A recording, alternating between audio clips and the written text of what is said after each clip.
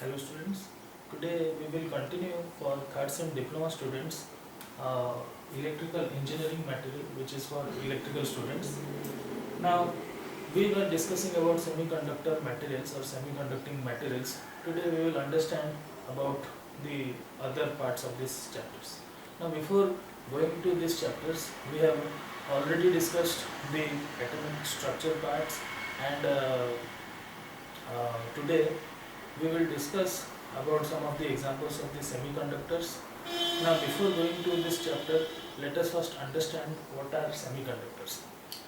Semiconducting materials are the material which are having the properties in between your conductor and the insulators can be called as semiconductor, or the property of a semiconductor lies in between the properties of your conductor and the insulator. Now students, the example of your semiconductors can be, as I told you in our earlier classes, is if the valence electron is having 4 electrons at its valence ring or its outer orbit.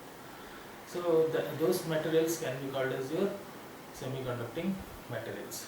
Now what about these insulators? These insulators, the valence electrons which they will have is 8 numbers, and for conductors they will have either 1, 2 or 3. So they will not be occupying whole of the seats, neither they will be occupying 4 seats also, because it is the half which will be the property of a semiconducting material. Now the example of semiconducting material is silicon and germanium. Silicon, the atomic number is 14, the germanium it is 32. I think it is 32. Yes, it is 32. So for silicon, the breakups or the atomic, the cells will occupy 2, 8, 4. For germanium it will be 2, 8, 18, 4. So from this we have now again verified, or we have now again confirmed that the last orbit is containing 4 number of electrons. Now let us draw the diagram. It is for silicon. Right, I have written 14 for silicon, and its K cell will have 2 electrons. L will have how much? 8. So I will draw 1, 2, 3, 4, 5, 6, 7, 8, and the last one will have 2 electrons. 1. This is for silicon. Now what about germanium? Similarly, germanium also I can write it down 32, and after that for K cell, L cell, M cell, and now N cell. Right. So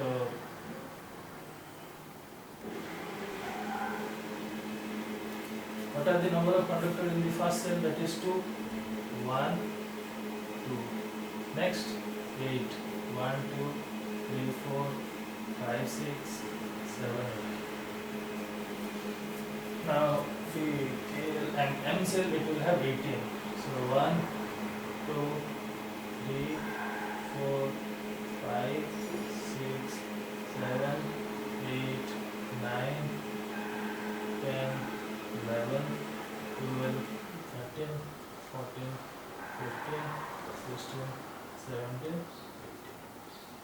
18. Now the last orbit of the last cell will contain only 4. 1. So I have done it over here 2. So it was a mistake. Let me complete it 4. So 1, 2, 3, 4. So this is the this is for silicon and this is for germanium. So now, if for a semiconductor the last orbit or the valence ring has 4 electrons, so I can also draw the structure like this for silicon. the only last valence ring will be shown and the rest part will not be shown. So it will make you understand about its valence electron only. Right. So now I'll just draw another diagram.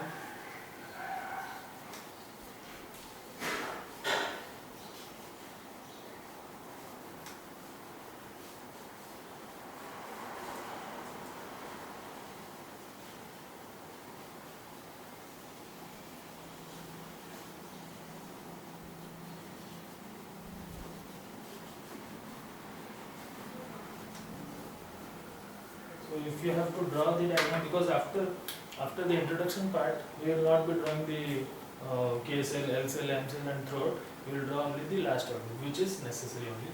So what I will do, for silicon I will write down 14 and the outer orbit I will name it as 1, 2, 3, 4. That is all. Similarly for germanium, that is 32, the outer cell will have 4. 1, 2, 3, 4. So this will be the atomic representation of this silicon and germanium semiconductors. So now moving to the next topic. So you have covalent bonds. So students, in your previous semesters you have already learned what are covalent bonds. So it will be here also the same, but we need to understand its requirement. So what is a covalent bond, we will understand, and what and how it impacts in a structure of a crystal, we will understand. So covalent bond. So I will clear this one also, so it will be spacious. Right.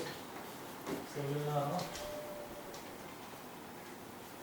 read about covalent bonds.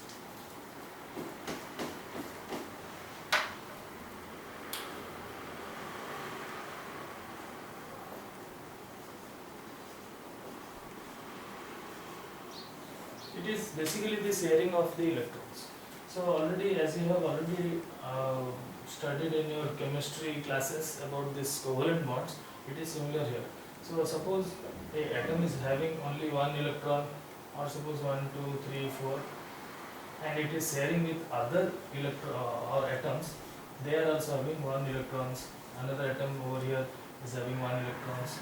Over here, another atom is having one electron. And here also another atom is having one electron. So they can share the electrons to make a group of 2, or together they will form 8. So here what will happen?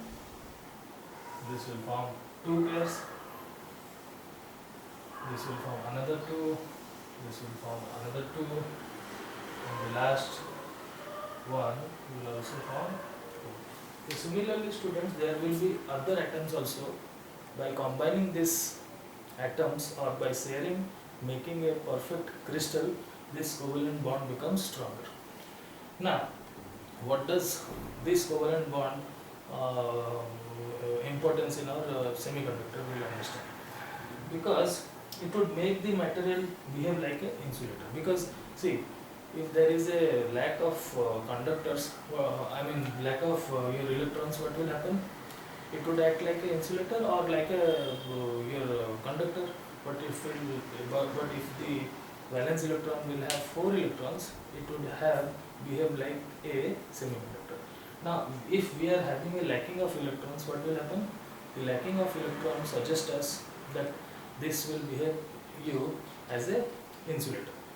Now if this covalent bond is due to impurity, suppose this pairing is done by some impurities, it is not due to electrons, it is due to some impurity electrons. So this will be a weaker side or not, and these electrons are pure, so this will be a stronger side. So as a result, if there is an impurity, it will cause for the weakening of this covalent bond. That means it will not be a perfect crystal. So it will have a impact. What impact will it have? Now if the covalent bond is not impure, or it is having due to impurity, it will be not a crystal first of all, as I said. Another is, it will not be as a good insulator. It will be not a good insulator and a poor insulator. So it will act as a poor insulator, because already we have understood in an insulator the valence electrons are fully occupied. So in a crystal also it is fully occupied, but if due to impurity, students, mind you that this impurity is the only reason why semiconductor exists. So you have to understand this concept. So try to understand, if this structure is completely filled, what will it behave like? It will behave like a perfect insulator. Right. Now if by some means, suppose I knowingly or unknowingly introduce an impurity, what will happen? It will form, or it will have a imbalance crystal which is not a complete one. So it will behave like a semiconductor. So this is the point which I want to make. Now coming to intrinsic semiconductors.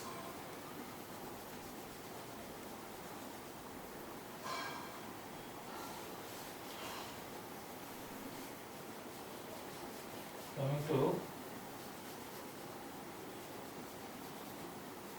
intrinsic semiconductors. So this is probably the last topic which we will discuss today before we wind up today's class. So intrinsic semiconductors.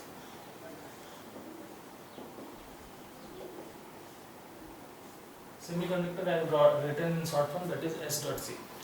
So if a crystal, say silicon or germanium, do not contains any impurity, means silicon and germanium, as we already know, that they are the semiconductors, and also they do not contain any impurity. If they contain impurity, then they might have been a semiconductor.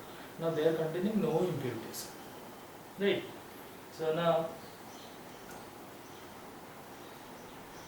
if the temperature is brought to 0 degree Kelvin, what will happen? It will act as a good insulator. This silicon and germanium, if the electrons are do not carry any impurity. Further, at room temperature, they are made to free to conduct. At room temperature or normal temperature, they are made free to conduct. So conduct, right? So the conduction will be free at the room temperature. Again, when they are freed, the atom of the intrinsic semiconductor breaks covalent bond and leaves behind a hole. Suppose there was an electron in this place. Okay, these are the places of the electrons. If they will leave this place, then they will form a hole. So electron and hole together makes a electron hole pair. If an electron moves from its place to another place, then what will it leave behind? It will leave behind a hole. So together with the electron and a hole, it forms a electron hole pair. Now again, if the temperature is higher, then what will happen? The electrons will be freed easily, and if the electrons will be freed easily, what will happen? The conduction, for conduction, the availability of the electrons will be higher, and also there will be more number of holes. Why? Because these electrons will vacate their spaces, so the number of holes for participation of your conduction will be higher. Lastly, the higher the temperature, greater is the thermal agitation. So if the temperature is higher, thermal agitation is higher. That means the tendency of the electron to leave its place will be higher, and thereby give rise to more electron and hole pair. So students, thank you for watching. We will continue in the next class.